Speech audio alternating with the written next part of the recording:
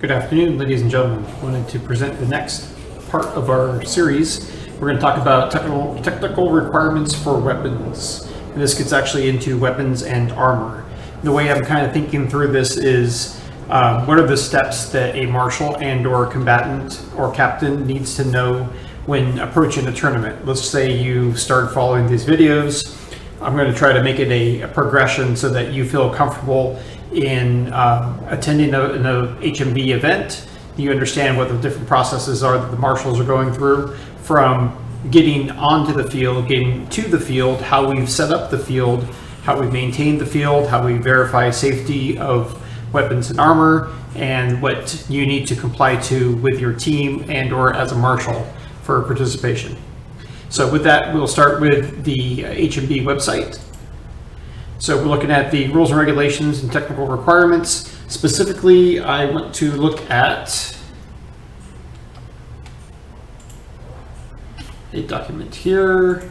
We're going to look at the regulations, technical and authentic requirements. This is found on the HMBIA website. So reading through the document, technical and authentic requirements. Arms and armor which have chronologic validity of a specific historic period as confirmed by extensive research carried out by and confirmed are allowed in HMB. That means we're looking for a specific epoch or time period that your armor and weapons comply with, that you're representing. When you pick your armor out, you should have a time period, a example in mind that is historically validated. We can get into that more in another video, but ask questions if you have any concerns. That goes with your weapons though too. So your shields and or your weapons have to comply with the time period and the area that your armor comes from as well. So starting with the section 1.2, a fighter has to rebate his weapon before participating in any event. They must conform in full to the specifications stated in this regulatory document with no exceptions. Rebating is the process of rounding the peak and percussion edges of any bladed or pole weapon used in HMB competitions. The radius of the rebating is about 10 millimeters. Note, it has to match the radius of a coin to 20 millimeters in diameter. This is a €1 coin, by the way, in case you want to have one in your pocket for future reference. Highly recommended. 1.2.1, the edges of all striking parts of any weapon are to be rounded, blunted, as in bevel, and must be no less than 2 millimeters thick, including possible chips and notches. This is checked with a set of calipers. This could be manual calipers or this could be digital calipers, doesn't matter. That's how we verify the thickness of a weapon. So far we have two tools, by the way, for those marshals keeping notes at home. You have a round item, a 20 millimeter object, coin or whatever, and then you have a caliper to measure the thickness of a weapon edge and blade. 1.2.2, the edges of the shield are to be trimmed with thick, no less than 2.4 millimeter leather or 3 layers of fabric attached with glue or adhesive agents. So I think that's pretty self-explanatory. The edges must be treated on all edges of a shield. You can't just go in there with a slab of bare wood or bare metal. Unacceptable. Important. All wooden, wicker, or leather shields must be made only on the basis of reliable and approved historic analogs and correspond to the form of these analogs in 3 planes. So we're looking at curvature also. That's important.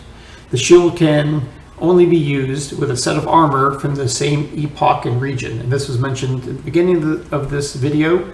Epoch is a time period of about 150 years spread that we look at for your armor and your weapons to make sure that they are in compliance.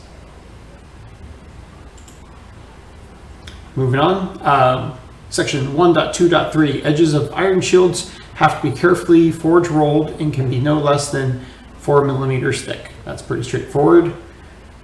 Important, the shape of permitted metal shields must be round, made on the basis of reliable approved historic analogs corresponding to the form of the analog in all 3 planes. So we're looking at all 3 dimensions there. Shield can only be used with a set of armor from the same epoch and region. The weight of any metal shield must not exceed 5 kilograms.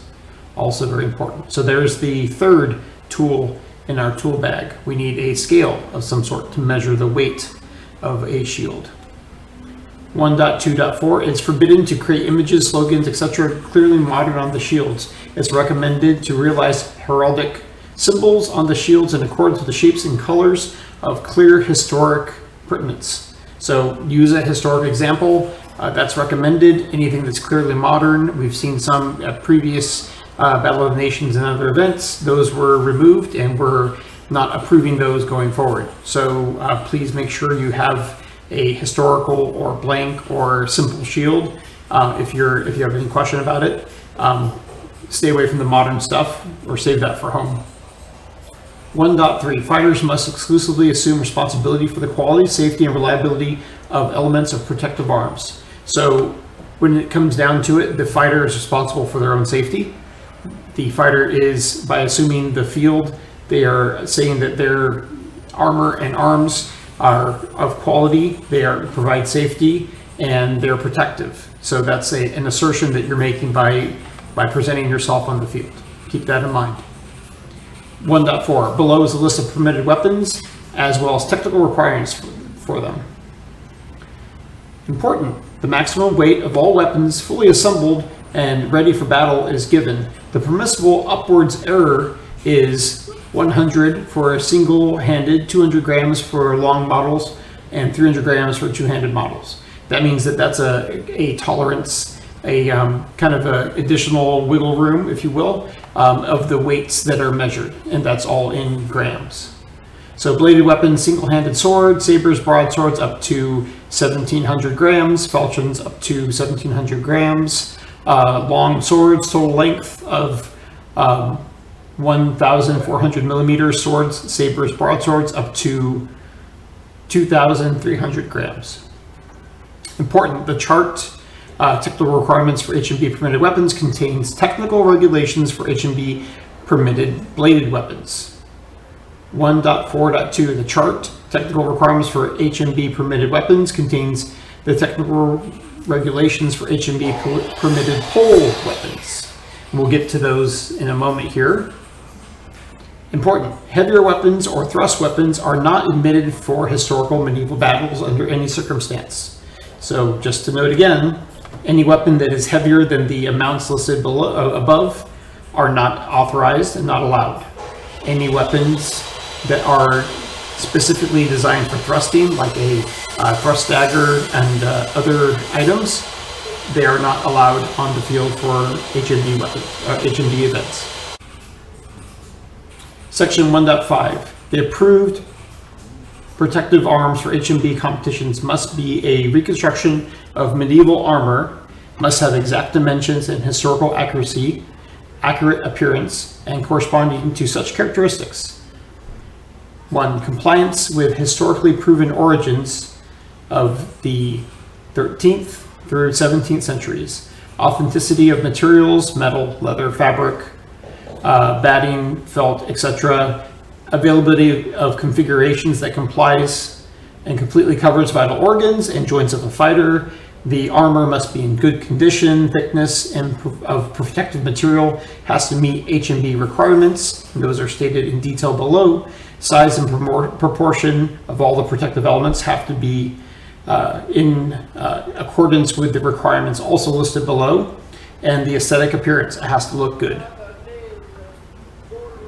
So looking good is a requirement, and that's it has to resemble a historical suit of armor with examples, etc.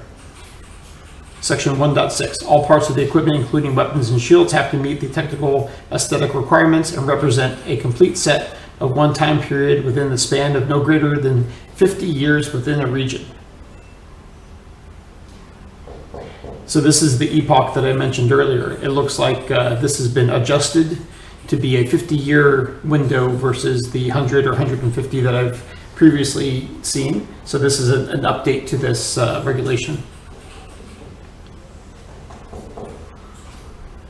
Section 1.6.1, the stylized armor elements are allowed only in the following cases. Must be approved by the HMB Authenticity Committee. They serve only to improve the characteristics of safety in the fighter's equipment to carry out HMB activities, and in the case of lacking information concerning the material culture of certain periods and regions.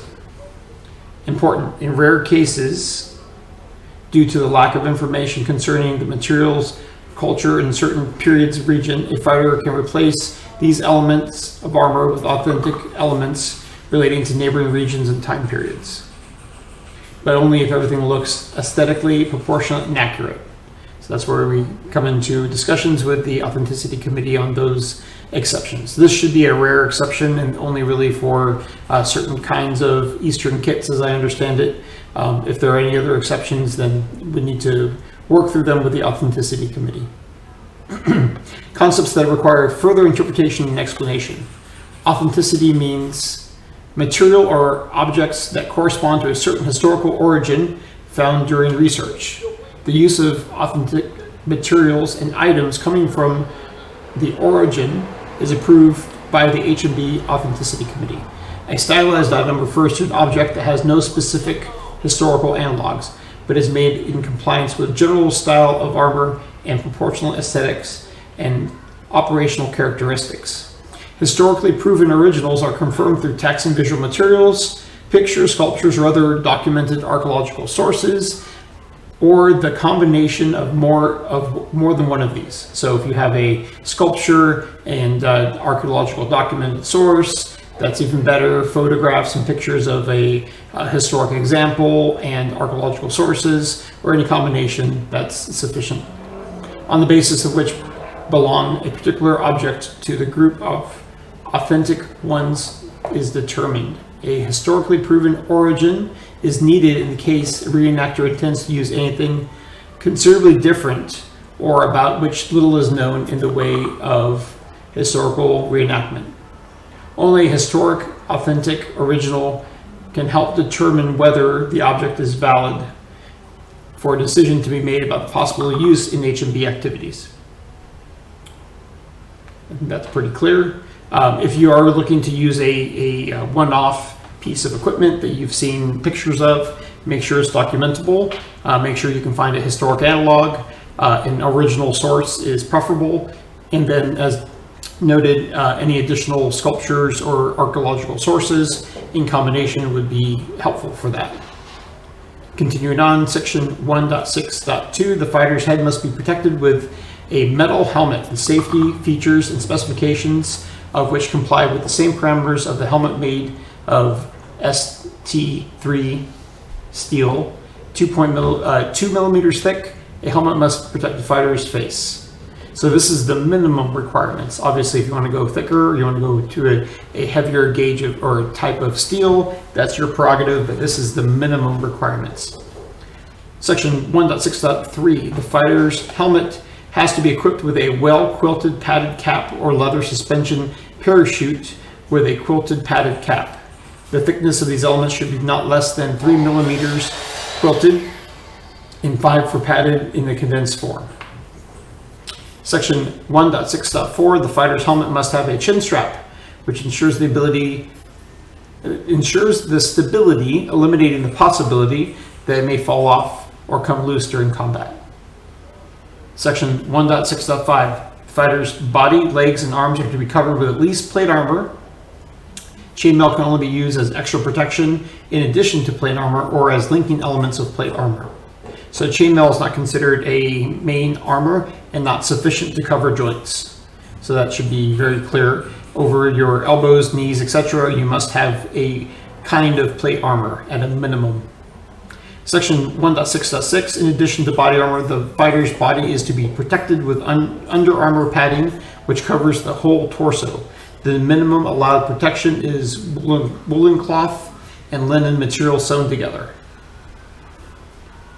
Section 1.6.7, the neck and base of skull are to be protected with steel plate armor elements supplemented with dampening quilted or padded protection such as pearline or a padded cap a special collar or fitting, a riveted chainmail element with plate protection, and a protective dampening layer is allowed.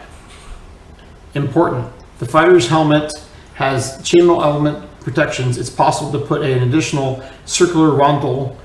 Every other shape that of additional protection must be documented with historical sources. Otherwise, it is possible to use additional padded collar with steel plates, but those plates must be hidden under the padded collar. So on that real quick, there was a previous time period where rondels were used in the HMB events all over the place, and that has been restricted to comply with more historic sources. So one circular rondel on the back of the neck is allowed. Anything more than that, we would need to provide documentation, and any additional shape besides round also would need to be documented. Moving on, 1.6.8, the spine and tailbone should have metal protection with quilted or padded protection. The thickness of these elements should be not less than 3 millimeters for quilted and 5 millimeters for padded in reinforced form. So that's spine and tailbone. 1.6.9, the fighter's hands are to be protected with gloves or gauntlets made of steel plates or riveted chain. If hand protection is made solely of riveted chain, a dampening layer of no less than 5 millimeters thick condensed reinforced must be under it. So I do not know of anyone who fights an HMB with riveted chainmail, but if you did, that's required the additional layer of 5 millimeters of padding minimum. Section 1.6.10, the hands and forearms of the fighter using a shield with an elbow grip can be protected with steel armor elements. Should the fighter lose his shield, he will be able to continue the fight.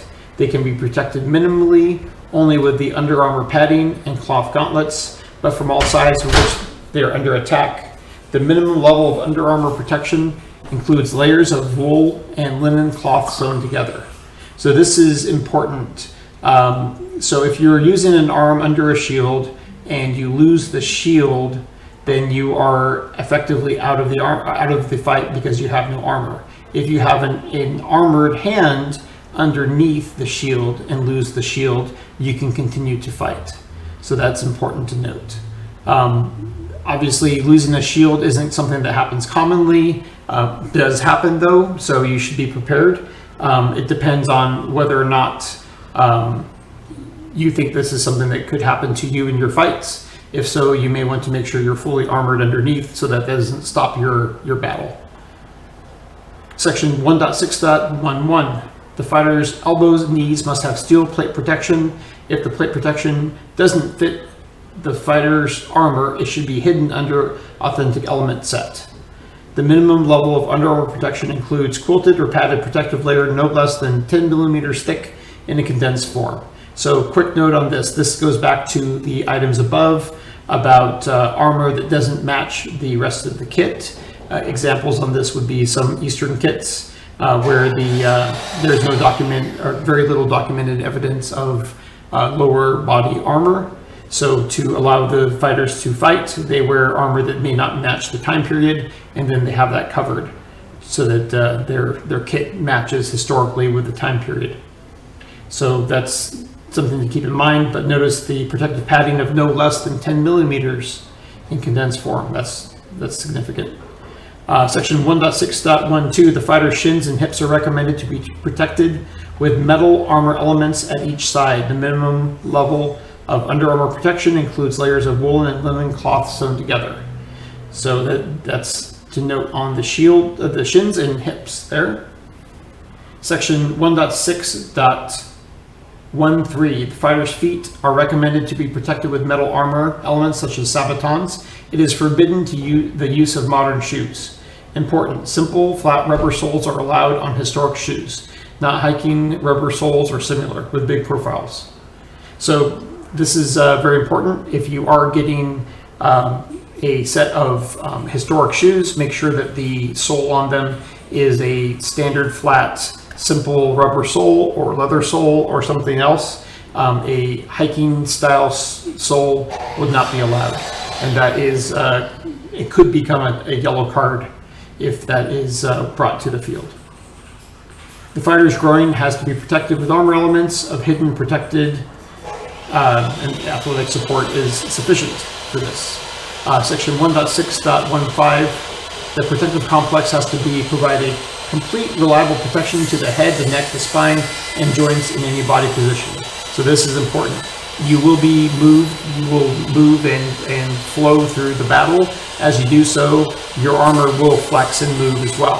So it's essential to ensure that your armor operates properly at different dimensions. So as you move and change your body position, your armor needs to flex and move with you. If gaps open up when you move in certain directions, you may want to make sure that your armor is tuned up so that that does not occur. Certain gaps will form, that's normal, but you need to be able to understand what these are and how to deal with these. Section 1.6.16. If the fighter presents a time period which certain parts of the body weren't covered with protective elements, these areas are safe to be covered with hidden protective elements. And here are some examples of example time periods where this occurs. So if you have armor that doesn't match the time period, you can hide or add hidden protective elements to allow your armor to be usable. Section 1.6.17. If the level of safety of authenticity or authentic protection arms does not meet the requirements of the regulations, a fighter should use extra protection made of another kind of materials, worn only under authentic armor or under armor. So for example, if you have a documentable decorative set of armor, you should have supplemental hidden protection underneath to allow you to not be injured and to provide the sufficient level of protection on the joints and the other elements as required in the sections above. This is not common, by the way. This is just for those folks who want to go this route. There are possibilities here to allow you to be able to do this. Important. Modern protection having its own fastening system can only be used as a third level of protection. So this could be, you can add your own modern protection, but it must be underneath your padded equipment and underneath your hard armor as well. Section 1.6.18. The fighter must ensure his armor meets protective characteristic standards and checks the accuracy and safety of protective parts before battle. So you are responsible to make sure your armor meets the standards and your armor is in good condition. Section 1.6.19. The fighter is responsible for the offensive and protective arms he uses in the battle, monitoring their authenticity, aesthetics, and compliance with the requirements stated in this regulatory document. Important. Fighters can only use weapons that are authorized by the Authenticity Committee in battles. That means if this is not an authorized weapon, you cannot use it in an HMB battle. Period. End of story. 1.6.20 is recommended to realize historical surcoats with material and colors that have good historical plausibility, also according to historical periods that reproduces. So examples are linen and wool. Those are good analogs for a surcoat. Is forbidden to create images, slogans, etc. that are clearly modern on surcoats. It's recommended to realize heraldic symbols in accordance with the shapes and colors of clear historic precedent. So we're looking for historic examples on any sort of surcoats or any sort of heraldry that you bring to the field. Specific information on technical requirements on authenticity requirements can be found in the attached tables below. That is our next section.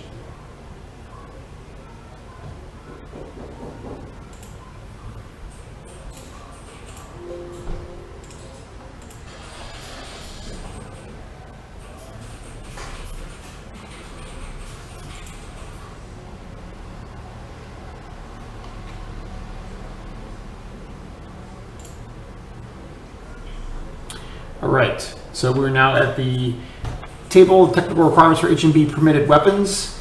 I will not read through each of these. I will allow you to do that on your own. What I will do is go through it and interpret it for you and make sure you understand how this is laid out. So we're looking here at the first category, first section is bladed weapons, sword, saber, broadsword, falchion. So anything that falls into that category, you have one-handed, longsword, and two-handed. You have different weights, lengths. Blade length specifically, this is the length of from the cross guard to the tip, and this is the length of the handle. So your sword must comply with these specifications. So let's start from the left and work our way over. One-handed, so here are the weight values. Your sword must be within this weight. Break out that scale again that we talked about. Now this is another tool. This is our fourth tool, a tape measure. We need to measure the length of the blade. So we're now looking at the overall length from the back of the pommel to the tip of the blade, and it needs to be within 72 to 100 centimeters. Length of the blade itself needs to be within 60 to 80 centimeters, and the handle needs to be between 12 and 20 centimeters. Okay. Moving on, we have the same specifications for long sword and for two-handed sword. Looking at pole arms, we have the same thing here. We have the requirements for one-handed axe, long axe, two-handed pole axe, halberds, etc., and then maces. So we have first the weight category. What's the maximum weight? And these are maximums, by the way. The length, so this is the maximum length, overall length, and the blade length. And then a note here for axes. Axes and pole arms with sharp corners, less than 90 degrees, that can be considered dangerous or not permitted. So the corners need to be beveled and rounded. This is in compliance with the same tips and points that we looked at with the sword tips. So we need to look at our euro coin as a guide for the roundness and safety of the curve on the tip of an axe or blade. The permissible upward error for one-handed weapons is 100 grams. Permissible upward error for long swords is 200 grams. For two-handed swords, 300 grams. Heavier weapons or thrust weapons are not allowed. This is a repeat of what was in the table above. The edges of all striking parts of every weapon must be blunted and beveled and must have a thickness of no less than 2 millimeters. It can be thicker, but not less than. The radius and peak of all edges must be more than 10 millimeters. Only arms which have chronologically valid and specific historic time periods as confirmed by extensive research are allowed. So this again is that your sword and weapons, shield, etc. must comply with the armor that you've selected for your kit. So you must be able to provide documentation that these arms match the armor and are used in that epoch of time that we spoke about earlier. Here are some specific examples as we get into some details here. So these on the top are the examples of approved designs. These are historically documentable designs of falchions that you can look at here. Notice the roundness of the tips, the shapes, etc. Then we also have these fantasy ones here, which are in the red. These are ones that are declined. These are not allowed. There is no historic precedent or example for these. These will not be allowed on HMB fields. So here's a note about the clearance between the crossguard and the grip, about the angle of the crossguard. So this is something to keep in mind also. The spacing from the top of the gauntlet to the edge of the crossguard has to be 35 millimeters or less. Here are some examples of axes that are approved. Notice the curvature on the tops and bottoms of the axes, the roundness, and then the different historic shapes, blade shapes. And then here are some that are declined. These are declined for a variety of reasons. Starting from the left here, we have a sharp percussion point pointing down. Also probably not a historic example or design. Some of these have corners that look like can openers. This one is something I would not like to see on the field. This back spike, that's not helpful. This protruding downward sweep with a spike on there, that also is not approved, not good for safety. So we will remove that. And then the thin axe blade. This is something where we have seen instances of these blades slipping between visors or between plates and getting into the armor of individuals and causing damage. So in the realms of safety, these are declined. And also, I don't think there's a lot of historic examples of this style. There are some thin bladed axes. Obviously, those are war instruments, and those are a little bit of a different category than what we're looking at here, and also would be declined. So here are some pole arms, various designs, historical designs. Note the one on the right there, the pole axe with the hammer back.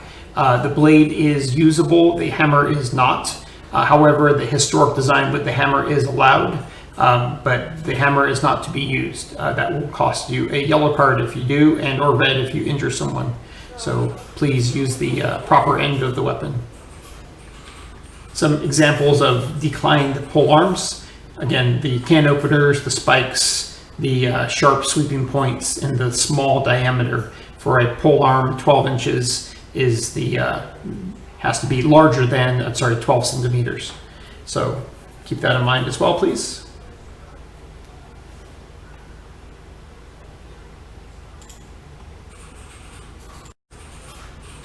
So we've gone through the document pretty extensively. A couple things to note.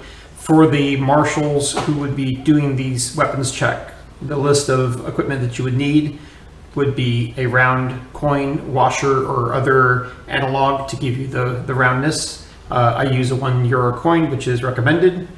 Number 2, a tape measure, so you can measure the overall length, blade length, and handle length of the weapons. 3, a scale, so you can measure the overall weight of the weapon, shield, etc.